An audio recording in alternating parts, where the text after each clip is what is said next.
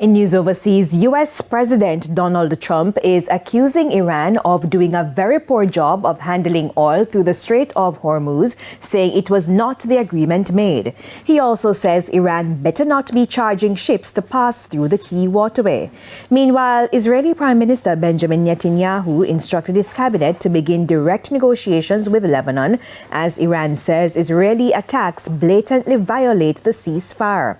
But Netanyahu says there is no ceasefire in Lebanon and they will continue to strike Hezbollah with force. Earlier, Israeli military issued evacuation orders for parts of Beirut. It comes as Lebanon's health ministry says 303 people were killed and more than 1,000 wounded in Israeli strikes on the country yesterday. The U.S. and Iran announced a ceasefire late on Tuesday, but there have been conflicting reports about what was agreed on.